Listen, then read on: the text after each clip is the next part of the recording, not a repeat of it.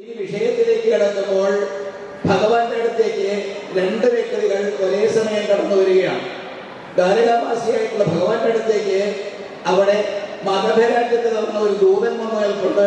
ആ ദൂതന്റെ ആവശ്യകത ജരാസന്ധൻ എന്ന് പറയുന്ന ദുഷ്ടകഥാപാത്രം അനേകം ഈ രാജാക്കന്മാരെയെല്ലാം തന്നെ കാരാഗ്രഹത്തിൽ ഇങ്ങനെ വസിപ്പിച്ചിട്ടുണ്ട്.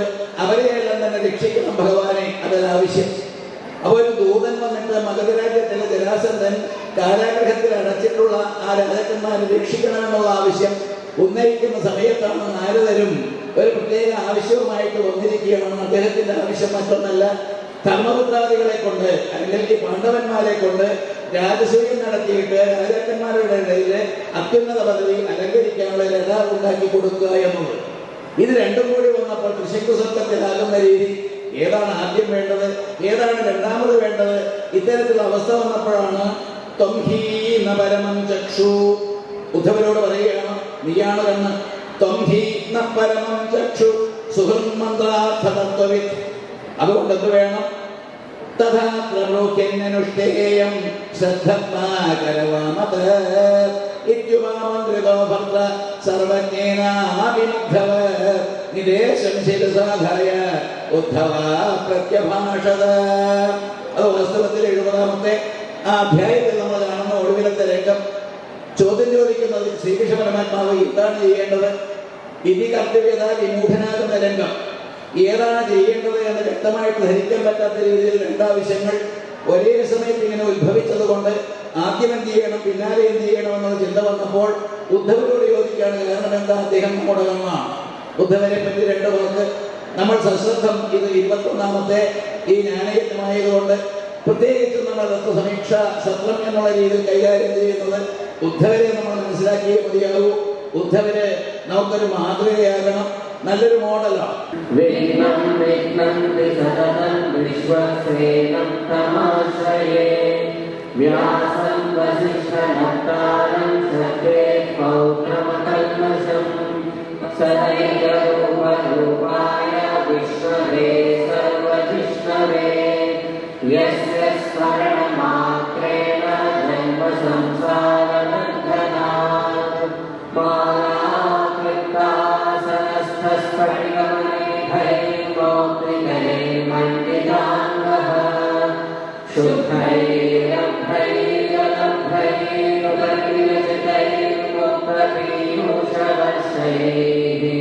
വിശ്വാധാരം ഗഗനസദൃശം മേഘവർണം ശുഭാംഗം ലക്ഷ്മീകാന്തം കമലനയനം യോഗിധ്യാനഗമ്യം വന്ദേ വിഷ്ണും ഭവഭയഹരം സർവലോകൈകനാഥം.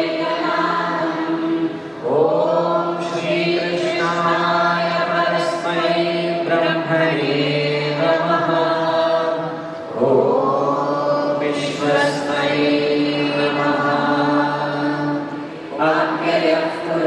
साक्षी क्षेत्रज्ञोक्षर एव च योगो योगविदां वेदा ब्रह्माण्डपुरुषेश्वरः सम्भवो भावयो भद्रा प्रभवः प्रभुरीश्वरः स्वयं शम्भुरादित्य पुष्कराक्षो महास्वरः अनादिनिधनो धाता विभाता गुरुत्तमः ईश्वरो धन्वी मेधावी विक्रमक्रमः अनुत्तमो दुराधश्च कृतज्ञः कृतिरात्मवान् श्रेष्ठश्चरणं शर्मा विश्वरेता प्रजाभवः वसुमना सत्यः समात्मा संहितः समः अमोघः पुण्डरीकाक्षो वृषकर्मा वृषाकृतिः वेदो वेदविदव्यङ्गो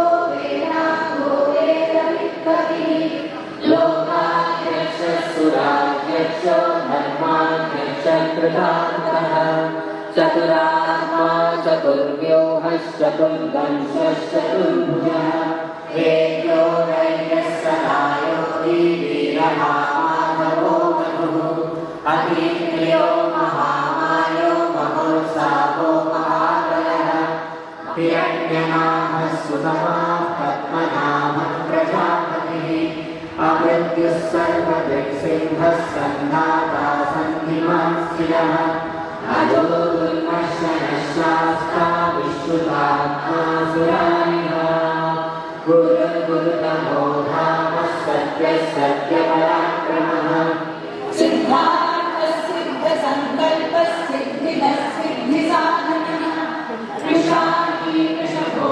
विश्ववृषभर्मा विशोधनः वर्धनो वर्धमानश्च विविक्तः श्रुतिसागरः सुभजो दुर्धरो वाग्मी महेन्द्रो वसुतो वसुः नैकरूपो भगद्रो वश्रुतिष्ठप्रकाशनः ओजस्तेजो विधरः प्रकाशात्मा प्रतापनः ईशो विशिष्टशिखण्डी मनुषो विषः क्रोधः क्रोधकृत्कर्ता विश्वबाहुर्महीधरः अच्युतः प्रतिरप्राणः प्राणदो वासवानुजः अमामिहिरविष्णानः अप्रमत्तः प्रतिष्ठितः विक्षरो रोहितो मार्गो हेतुर्दामोदरः सहः विस्तारस्थावरस्थानं प्रमाणं बीजमव्ययम्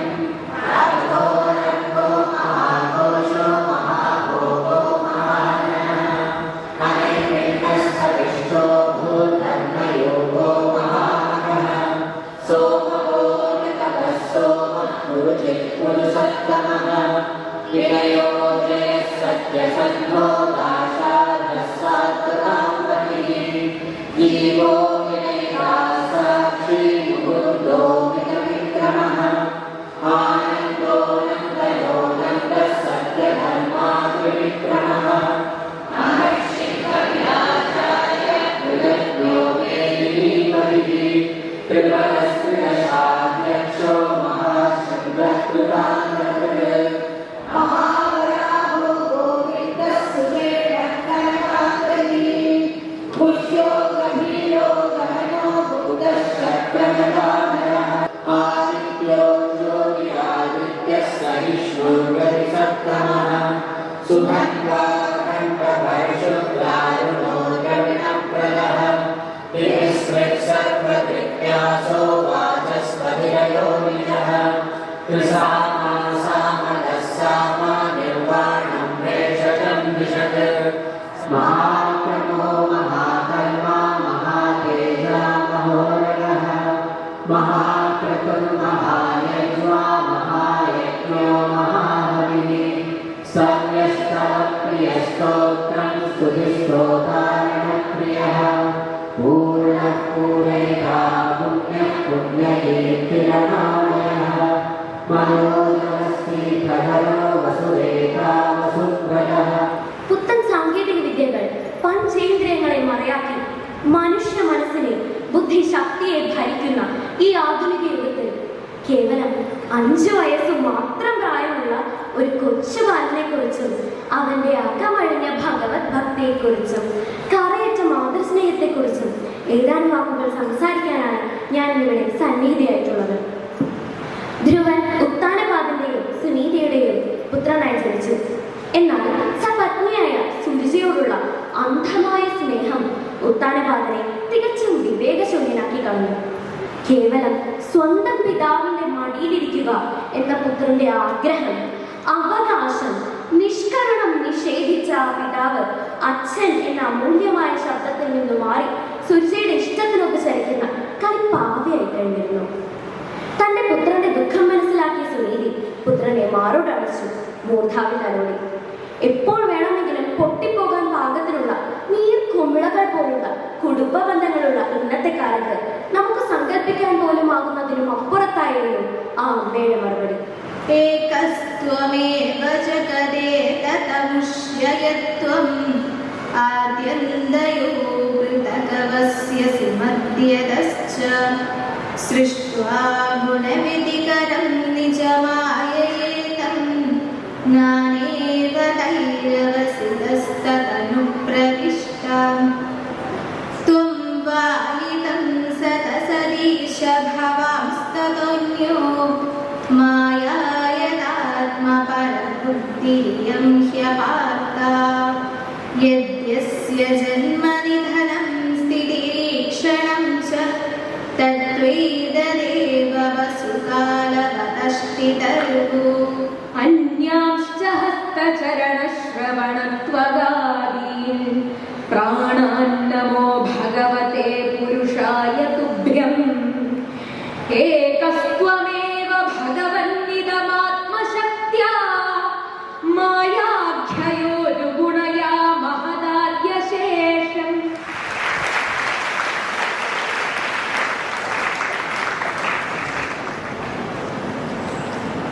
അസിനെ വരച്ച ചിത്രം സ്വാമിജി നിങ്ങളെ പ്രദർശിപ്പിക്കും. LED സ്ക്രീനുകളുടെ വലുതായി എല്ലാവർക്കും കാണാം.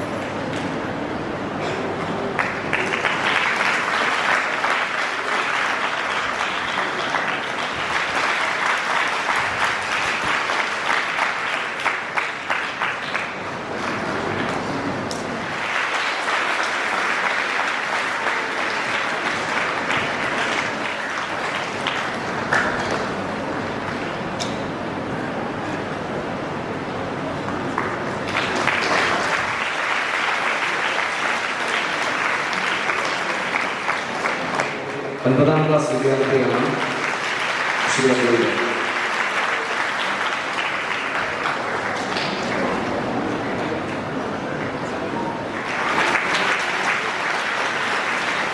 അടുത്തത് ശ്രീ അനുബിന്ദ് PM. നമസ്കാരം.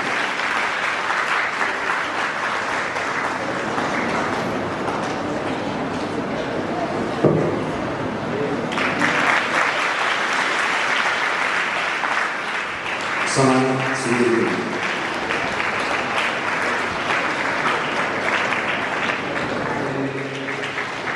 വിദ്യാർത്ഥിനിയും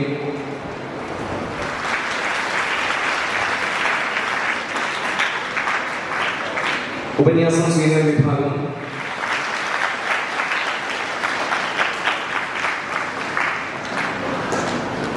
അടുത്തത്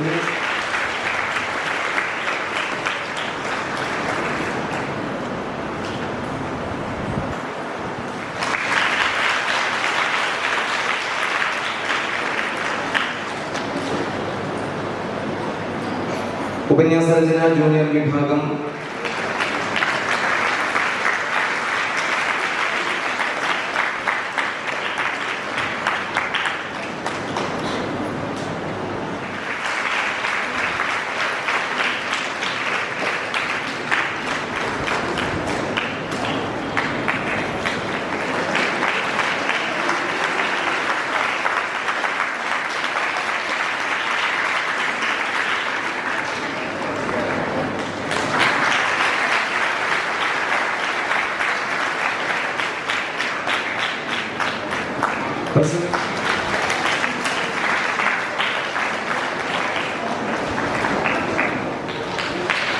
കുലപതി മുൻഷി തോമസ് വിദ്യാമന്ദിറിലെ പ്രൊഫഷണൽ വിദ്യാർത്ഥിനിയാണ് കുമാരി ഗൗതമി.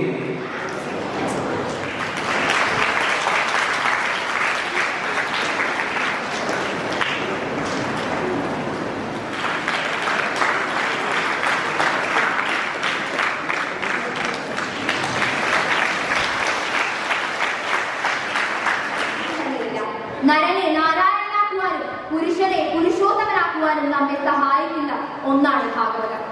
ഭാഗവതത്തിലെ എല്ലാ ശ്ലോകങ്ങളിലൂടെ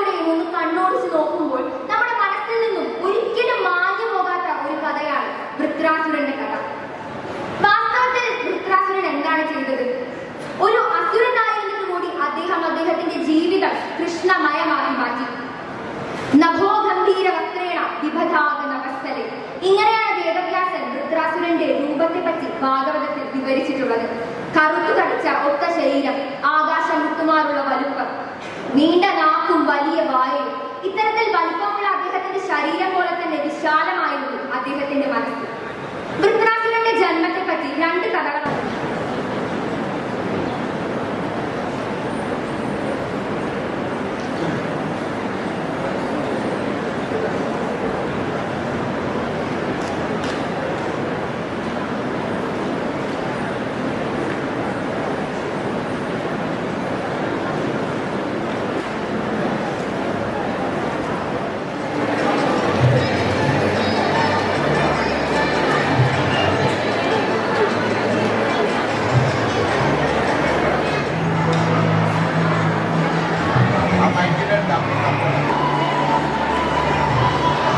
തത്ര ജ്ഞാനവിരാഗഭക്തിസഹിതം നൈഷ്കർമ്മ്യമാവിഷ്കൃതം തത് ശൃണ്വൻ വിപഠൻ വിചാരണപരോ ഭക്തിയാ വിമുച്യേതുനരഃ. തത് ശൃണ്വൻ വിപഠൻ വിചാരണപരോ ഭക്തിയാ വിമുച്യേതുനരഃ. ഏറ്റവും ശ്രേഷ്ഠമായ ശ്രീമദ് ഭാഗവതം അനുശാസിക്കുന്ന ഭക്തി കേവലം വൈകാരികമായ ഒരു പ്രകടനമോ ദൈഹിക തലത്തിലുള്ള അലങ്കാര പ്രകടനങ്ങളോ അല്ല, മറിച്ച് മനസ്സിന്റെയും ബുദ്ധിയുടെയും പരിപൂർണമായ ഭഗവത് സമർപ്പണത്തെ അല്ലെങ്കിൽ ഭഗവത് അനുഭവത്തെയാണ് ഇത് സൂചിപ്പിക്കുന്നത്. അത് കൃത്യമായി നമുക്ക് ശ്രീമദ് ഭാഗവതം പറഞ്ഞു തരികയും അതൊരു സംസ്കാരമായി ജീവിതത്തിൽ ഉടനീളം നമ്മളതിനെ സംരക്ഷിക്കുകയും ചെയ്യുന്ന ഒരു ഭക്തി പദ്ധതിയിലേക്കാണ് ശ്രീമദ് ഭാഗവത പഠനം, ശ്രീമദ് ഭാഗവത അനുസന്ധാനം നമ്മളെ എത്തിക്കുന്നത്. ഇവിടെ ഒരു ഉത്തമനായ ഭക്തനായി സുധാമാവിനെ നമ്മൾ വാഴ്ത്തുമ്പോൾ ഇങ്ങനെ വാഴ്ത്തി പറയാറുണ്ട്. സുധാമാവിന്റെ ഭക്തിയെക്കുറിച്ച് വാദോരാതെ നമ്മൾ പറയുമെങ്കിലും ഇനിയും ഭക്തിയുടെ പ്രായോഗിക വഴിയിലേക്ക് ശാസ്ത്രം അനുശാസിക്കുന്ന അല്ലെങ്കിൽ ഭക്തിശാസ്ത്രങ്ങൾ നിഷ്കർഷിക്കുന്ന ഭക്തി പദ്ധതിയുടെ പ്രായോഗിക വഴിയിലേക്ക് നാം ഇനിയും എത്തിച്ചേർന്നിട്ടുണ്ടോ എന്നതും നാം പുനഃപരിശോധിക്കുകയോ ആത്മപരിശോധനയ്ക്ക് വിഷയമാക്കുകയോ ചെയ്യേണ്ടതുണ്ട്. ശ്രീമദ് ഭാഗവതത്തിലും ധർമ്മശാസ്ത്രങ്ങളിലും ശ്രീമദ് ഭഗവത്ഗീതയിലുമൊക്കെ ഈ വിഷയം വളരെ സൂക്ഷ്മമായി വിശകലനം ചെയ്യുന്നു, അവതരിപ്പിക്കുന്നു. ബുദ്ധിയെ ഉയർത്തുന്ന ഒരു തലത്തിലുള്ള ആളുകൾ, അവർക്ക് മാത്രമേ ജീവിതത്തെ കുറിച്ച് മനസ്സിലാക്കാൻ സാധിക്കൂ. ഗവേഷണം ചെയ്യുന്നവരല്ലേ പുതിയ കണ്ടുപിടുത്തങ്ങൾ നടത്താൻ സാധിക്കും. അതുപോലെ അപ്പൊ ഇവിടെയും അതുപോലെ തന്നെ ശ്രീമദ് ഭാഗവതത്തിന്റെ ആ ഭാരമ സംഹിതയിലേക്ക് പ്രവേശിക്കുന്ന മനോഹരമായ രംഗമാണ് നമ്മളിവിടെ കാണുന്നത്. കാരണം ഒരു മനുഷ്യന്റെ ജീവിതത്തിൽ ഏറ്റവും പ്രധാനമായ ഒരു കാര്യം, നേരത്തെ പറഞ്ഞു, നമ്മുടെ ഉള്ളിൽ എല്ലാവരുടെയും ഉള്ളിലുള്ള ഒരു ആഗ്രഹം. വേദവ്യാസ മഹർഷി മഹാഭാരതത്തിൽ സൂചിപ്പിക്കുന്ന മനോഹരമായ രംഗമാണ്.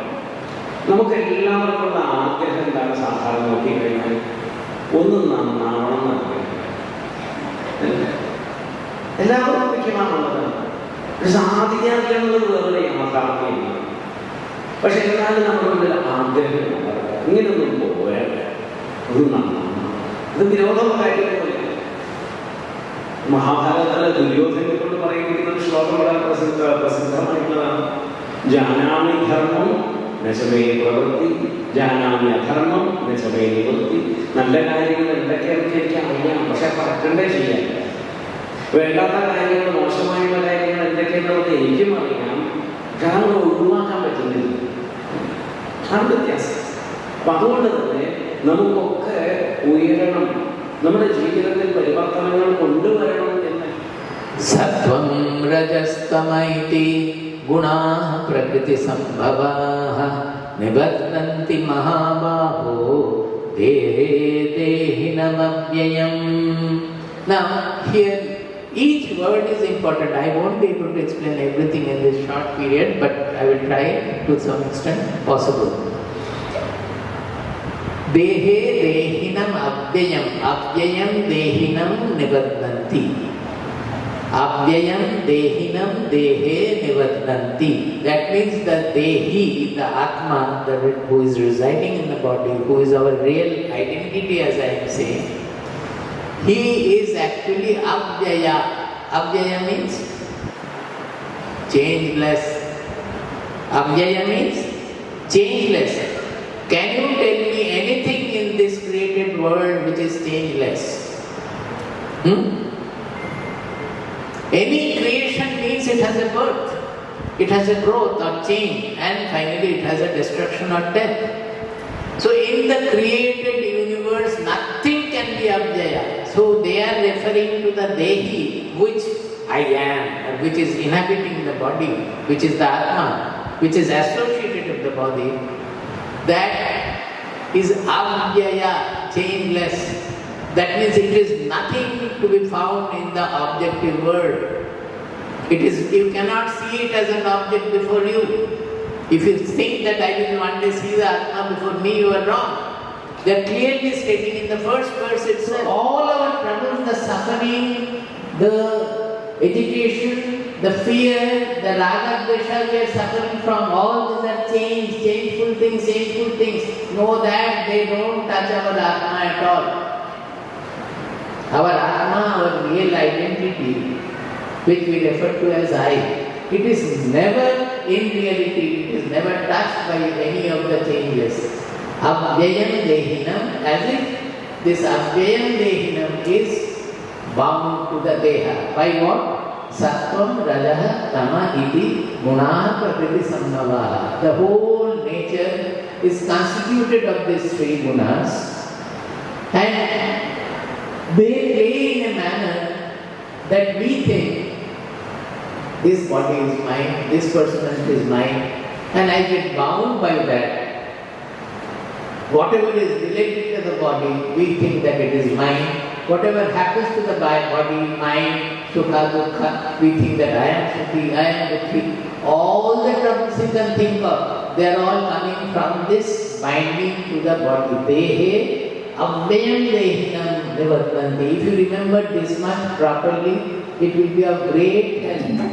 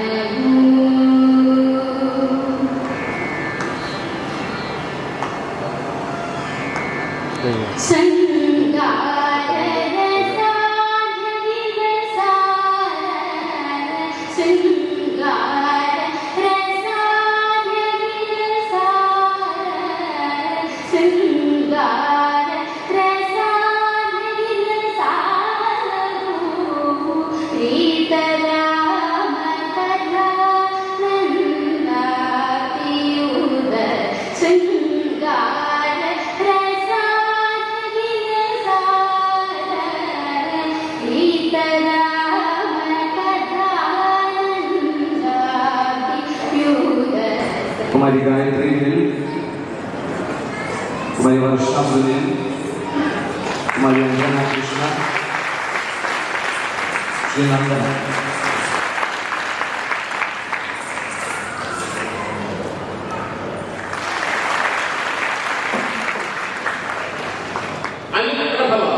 വീണ്ടും വീണ്ടും ഉത്കർഷത്തോടുകൂടി വർദ്ധിച്ച് കൊണ്ടുവരുന്നതായിരിക്കുന്ന ഭാവം, ഭക്തിഭാവം വൃക്ഷം ഏറ്റവും അധികം ധരിക്കണം, ഏറ്റവും അധികം ധരിക്കുന്നു. അപ്പോഴാണ് ഭഗവാൻ ഭക്തിയിൽ ഉണ്ടാകുന്നത്. അങ്ങനെയുണ്ടെങ്കിൽ ഭഗവാനെ രക്ഷിതാവായിട്ട് കാണുന്നു. ഭഗവാനെ രക്ഷിതാവായിട്ട് കാണാത്തതിന് ആ സംവത്സരം മുഴുവൻ, അത് ശീതകാലമാണോ അല്ലെങ്കിൽ വർഷകാലമാണോ ഉഷ്ണകാലമാണോ എന്നുള്ളതായിട്ട് യാതൊരു വ്യത്യാസവും ഇല്ലാതെ തന്നെ എപ്പോഴും ദുഃഖത്തോടെയും ഭയത്തോടെയും കൂടി കഴിയാനിടവരുന്നു. ജനിമൃതി സ്വരൂപമായിട്ട് സംസാരത്തില് അവർ ക്ഷണിക്കുന്നു. മായയെ കടന്നു പോകുകയാണ് അവർ ചെയ്യേണ്ടിയിരിക്കുന്നത്. മായയെ എങ്ങനെ കടന്നു പോകാം? ഭഗവാൻ ഭഗവത്ഗീതയിൽ വളരെ മനോഹരമായിട്ട് തന്നെ നമുക്ക് പറഞ്ഞു തരുന്നുണ്ട്. ദൈവീശേഷ ഗുണമയി മമമായ ദുരത്യ മാമേവയെ പ്രപഞ്ചത്തെ മായാമേകാം വരഞ്ജിതേ. ഏഷാ ഗുണമയി മമമായ, ഈ ഗുണമയിയായിരിക്കുന്ന സത്വരസ്തമ ഗുണങ്ങളാണ് ത്രിഗുണാത്മികയായിരിക്കുന്ന മായ. അവള് ദൈവീകമാണ്. അല്ലോ, അത് അലൗകികമാണ്, അത് ദൈവികമാണ്. മാത്രമല്ല അത് ദുരത്യ, കടന്നു പോകാൻ വളരെ വളരെ വിഷമമുള്ളതുമാണ്. മാമേവയെ പ്രപഞ്ചത്തെ, ആരാണോ എന്നെ തന്നെ ശരണം പ്രാപിക്കുന്നത്, അവര് ഈ മായയെ അവർ കടന്നു പോകുന്നു. ആ ശബയോഗി ഭഗവാന്റെ തന്നെ അവതാര സ്വരൂപമായ മഹാരാജാവിന്റെ മക്കളായിട്ടുണ്ടായ 100 മക്കള്, അത് ആദ്യപുത്രനായ ഭരതചക്രവർത്തി, ആ ഭരതചക്രവർത്തിയുടെ സഹോദരന്മാരായിട്ടുള്ള 9 യോഗീശ്വരന്മാർ, നവയോഗികൾ, കവിരി ഹരി അന്തരീക്ഷ പ്രബുദ്ധ പിപ്പലായന ആവിർഭോത്രോദ്രൂഢ ചമസ കരഭവാന. 9 പേരുടെ ഈ നാമങ്ങള് ഒറ്റ ശ്ലോകത്തിൽ അവിടെ വ്യാസമഹർഷി പറഞ്ഞു തന്നിട്ടുണ്ട്. ഈ 9 നാമങ്ങൾ നമ്മൾ വെറുതെ ഉച്ചരിച്ചാൽ തന്നെ അത് ഭാഗവതമായി തീരും. അവരുടെ ആ നാമസ്മരണം തന്നെ പരമ പവിത്രമാണ് എന്ന് കാണിക്കാൻ ആ 7 ശ്ലോകം നമുക്ക് തന്നിട്ടുണ്ട്. 2 സ്ഥലത്ത് അത് പ്രയോഗിച്ചിട്ടുണ്ട്. ഈ നവയോഗികള് അദ്ദേഹം അവരൊക്കെ ആത്മാനന്മാരായിട്ട്, പരിഭ്രാന്തന്മാരായിട്ട്, നിരവധി ലോകങ്ങളെയൊക്കെ ചുറ്റി സഞ്ചരിച്ച് വരുന്ന ആളുകൾ ഉപദേശം നൽകാനായിട്ട് അവർ ചില മഹാത്മാക്കൾ തിരഞ്ഞെടുക്കും. അത് നമ്മുടെ പരമഭാഗ്യം, ഭാഗ്യോദയം ഉണ്ടാകുന്ന സമയത്ത് തരം മഹാത്മാക്കള് നമ്മൾ അന്വേഷിച്ച് എല്ലാവരും നമ്മുടെ അടുത്തേക്ക് വരും എന്നുള്ളതാണ് പരമസത്യം. നിമി മഹാരാജാവ് അദ്ദേഹം ഒരു ഭാഗവതോത്തമനായിരുന്നു. അദ്ദേഹം സ്വന്തം ശരീരം തന്നെ ത്യജിച്ച ആള്, ശരീരത്തോട് മമതയില്ലാത്ത ഒരു മഹാത്മാവായിരുന്നു. അങ്ങനെയുള്ള ആ നിമി മഹാരാജാവിന്റെ സത്രത്തിലേക്ക് ഈ നവയോഗീശ്വരന്മാര് എഴുന്നള്ളുകയാണ്.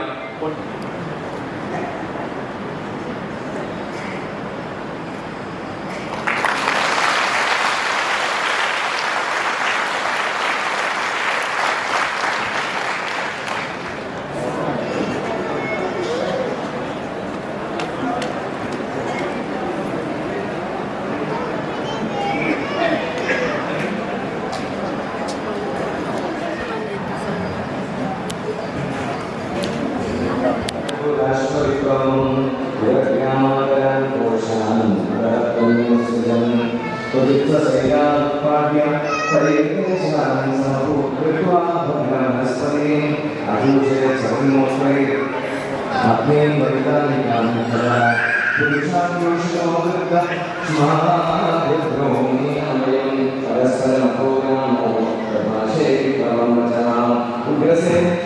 സൃഷ്ടിക്ക് മുമ്പ് എന്തായിരുന്നു ഉണ്ടായിരുന്നത് എന്ന് എല്ലാ ദർശനങ്ങളിലും വലിയൊരു ചോദ്യമുണ്ട്.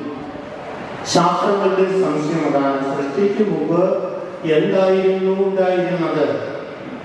പറയാണ്, സൃഷ്ടിക്ക് മുമ്പ് ആത്മാവ് മാത്രമായിരുന്നു, മറ്റൊന്നും ഉണ്ടായിരുന്നില്ല. ഉപനിഷത്തുക്കളിലൊക്കെ നമ്മൾ പഠിച്ചിട്ടുണ്ട്, ആത്മാവ ഇതമഗ്രാസീത്, ആത്മാവ് മാത്രമായിരുന്നു ഇതിനു മുൻപ് ഉണ്ടായിരുന്നത്. സത്താസീത്, അത് സത്തായിരുന്നു. പിന്നെ നമ്മൾ കേട്ടിട്ടുണ്ട്, അല്ലയോ ശിഷ്യ സൗമ്യ, സദൈവ സൗമ്യ ഇതമഗ്ര ആസീത്. അല്ലയോ സൗമ്യ ശിഷ്യ, സത്ത് മാത്രമായിരുന്നു ഈ സൃഷ്ടിക്ക് മുമ്പ് ഉണ്ടായിരുന്നത്. ഏകമേവ അദ്വിതീയം ബ്രഹ്മ, ആ സത്തായിരിക്കുന്ന പരബ്രഹ്മം ഏകമായിരുന്നു. ആത്മാവല്ലാതെ, പരമാത്മാവല്ലാതെ, പരബ്രഹ്മമല്ലാതെ മറ്റൊന്നും ഉണ്ടായിരുന്നില്ല. ഏകം ഏവ, ഒന്ന് മാത്രമായിരുന്നു ഉണ്ടായിരുന്നത്. രാജാക്കന്മാരാണ് സാധിക്കും. എന്നാൽ നമ്മുടെ ആദർശം പറയുന്നത്, ഭാരതത്തിൻ്റെ ആദർശം പറയുന്നത് ബ്രാഹ്മണ്യം വരിക എന്നുള്ളതാണ്, ഒരു യോഗിയായി തീരുക എന്നുള്ളതാണ്. ഈ ഭാരതത്തിൽ ജനിച്ച ഏതൊരുവൻ്റെയും ലക്ഷ്യമായി തീരേണ്ടത് എന്ന് സംവിധാനം നമ്മളെ ഉദ്ബോധിപ്പിച്ചു. അപ്പോൾ ഇവിടെ ബ്രാഹ്മണൻ എന്ന രീതി ആരെ വിവക്ഷിക്കാൻ കരുതാമെന്ന് ഇവിടെ പറയുന്നത് ഭഗവാൻ തന്നെ അന്ധകരണം ശുദ്ധമായവരെയാണ് ബ്രാഹ്മണരായിട്ട് കാണാൻ സാധിക്കുകയുള്ളൂ. അതാരൊക്കെയാണെന്നുള്ളത് നമുക്ക് തന്നെ മനസ്സിലൂടെ നമുക്ക് ഒന്ന് ചിന്തിച്ചാൽ ബോധ്യപ്പെടുന്ന കാര്യമാണ്. സ്വയം ചിന്തിച്ചാൽ മതി. അപ്പോൾ വിവേകാനന്ദ പറഞ്ഞത്, നിങ്ങൾക്ക് ആധ്യാത്മികതയുണ്ടോ എന്ന് ഏത് മാനദണ്ഡങ്ങളും നിശ്ചയിക്കാം. ഏത് മാനദണ്ഡത്തിലൂടെ നിങ്ങൾക്ക് ആധ്യാത്മിക വളർച്ചയുണ്ടായി എന്ന് അളവ് നോക്കാം. നിങ്ങളുടെ ജീവിതത്തിൽ എത്രത്തോളം ത്യാഗവും പരിശുദ്ധിയുണ്ട് എന്നൊക്കെയാണ്. ഓരോരുത്തരും സ്വയം ചിന്തിച്ചുകൊണ്ട് നിങ്ങൾക്ക് എത്രത്തോളം ത്യാഗം ഉണ്ടായിട്ടുണ്ട്, ത്യാഗമുണ്ട്, എത്രത്തോളം പരിശുദ്ധി മനസ്സിൽ കൈവന്നിട്ടുണ്ട്, അത്രത്തോളം നിങ്ങളുടെ ആധ്യാത്മികത ഇരിക്കുന്നു, അത്രത്തോളം ആധ്യാത്മിക വളർച്ച നിങ്ങൾക്കുണ്ടായിരിക്കുന്നു. അപ്പോൾ അന്ധകരണം ശുദ്ധമായവരെയാണ് ബ്രാഹ്മണൻ എന്ന് വിളിക്കുന്നത്. ധമം ഉള്ളവരെയാണ് ബ്രാഹ്മണൻ എന്ന് വിളിക്കാൻ സാധിക്കും. അപ്പം ഇന്ന് കാണുന്ന ബ്രാഹ്മണ വിഭാഗം ജനിച്ചതെല്ലാവരും ബ്രാഹ്മണരാണെന്ന് പറയുന്നില്ല. അതുകൊണ്ടാണ് ആഹ്വാൻ സ്വാമി പറഞ്ഞത്, ഇന്ന് കാണുന്ന ബ്രാഹ്മണരുടെ ഇടയിൽ ശൂദ്രന്മാരുണ്ട്. ഇന്ന് കാണുന്ന ശൂദ്രന്മാരുടെ ഇടയിൽ അല്ലെങ്കിൽ ആചാരഭേദങ്ങൾക്കനുസരിച്ച് നമ്മൾ അവരെ കണ്ടു കഴിഞ്ഞാൽ അത് ശരിയാവില്ല. മറിച്ച് മനസ്സിൻ്റെ ഗുണത്തിനനുസരിച്ചാണ് അവരെ ഈ രീതിയിൽ തരംതിരിക്കേണ്ടത്. ജീവിതം എപ്പോഴാ അവസാനിക്കാൻ എന്നൊരു വിചാരം വന്നല്ലോ. ഈ അവസാനിക്കാനുള്ള ഏർപ്പാടുണ്ടല്ലോ, അതിന് മോക്ഷം എന്നൊരു വാക്കാണ്. പേടിക്കേണ്ട കാര്യമേ ഇല്ല. ഈ ശ്ലോകത്തിൽ തന്നെ പറയണം, ഭഗവാനെ ഈ ഗ്രന്ഥത്തെ ഞാൻ അങ്ങനെയായിട്ടാണ് കാണുന്നത്. ശ്രീകൃതോഷി മയ നാഥ, എന്തിന്? മുക്ത്യർത്ഥം, മുക്തിക്ക് വേണ്ടി. ആ ഭഗവാന്റെ ഗ്രന്ഥരൂപത്തിലുള്ള ആവിർഭാവം നമുക്ക് മുക്തിക്ക് പ്രയോജനപ്പെടുത്താനുള്ളത്. ഈ ഭാഗവതത്തിൽ എന്താണ് ഉള്ളടക്കം, എന്താണ് അത് കൈകാര്യം ചെയ്യുന്നവർക്ക് കൈവരുന്ന ഫലം എന്നൊക്കെ ഭാഗവതത്തിലെ 2ാമത്തെ ശ്ലോകത്തിൽ പറയുന്നു. ഋഷിമാരുടെ വാക്കുകളാണ്. അവർക്ക് നുണ പറഞ്ഞിട്ട് ഒരു കാര്യമില്ല.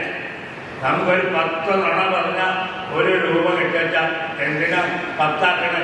20 പറയാം, 100 തന്നാൽ മതി, അല്ലെങ്കിൽ 1 രൂപ തന്നാൽ മതി. കാശല്ല, എനിക്ക് കാശ് വേണം കുറച്ച്. മുനിമാർക്ക് അങ്ങനെ ആവശ്യമില്ല.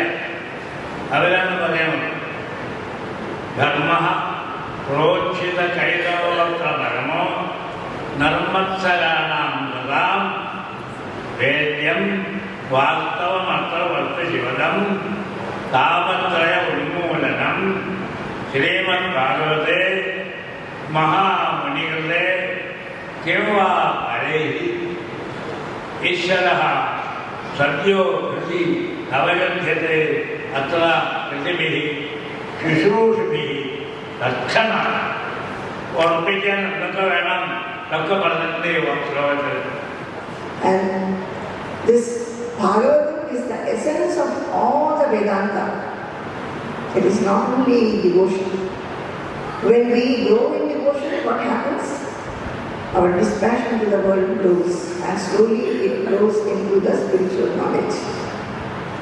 Understanding that there is only one Supreme Soul.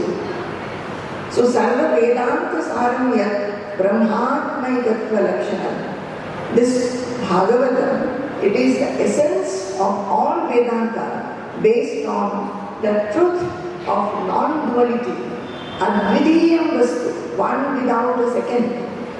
And also it is characterized by Brahmatmayatva Lakshanam. It is characterized by the unity of Atma and Brahman. That Atma and Brahman are the same. That knowledge we get from Bhagavatam. So my dear children, when we listen to Bhagavatam, we listen about God, we listen about Krishna, we listen about various devotees. What happens is that our mind gets full with devotion. We start feeling an elixir in the mind. There is ecstasy sometimes. There is tears and there is romansha.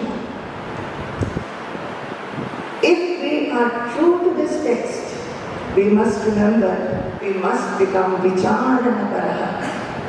And we must start thinking, all this is happening to me. When I listen, when I read, when I contemplate, my mind goes through a different state where I feel absolutely free. I feel fearless. But as soon as I come into the worldly activities, all this work. This devotion that we feel, is there any growth in the devotion? Is there any pinnacle for this devotion? How can we grow more and more in devotion so that we become fearless? So that we become absolutely free, so that we feel everybody to be our own.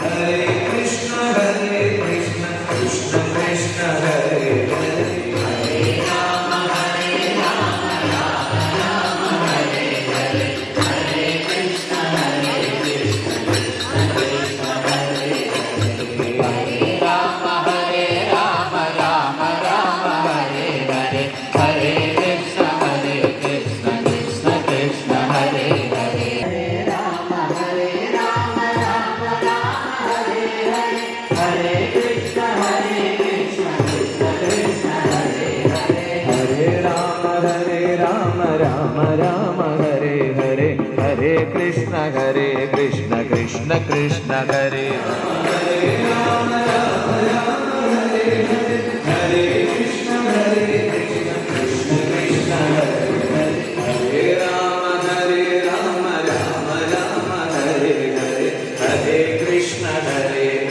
Krishna Krishna, Hare Rama Sankirtanam.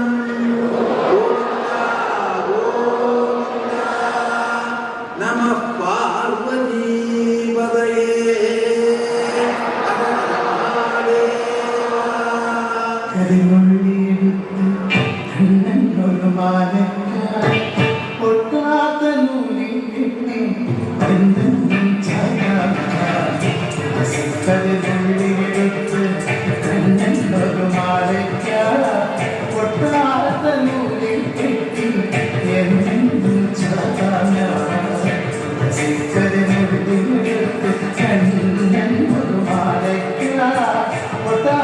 Thank you.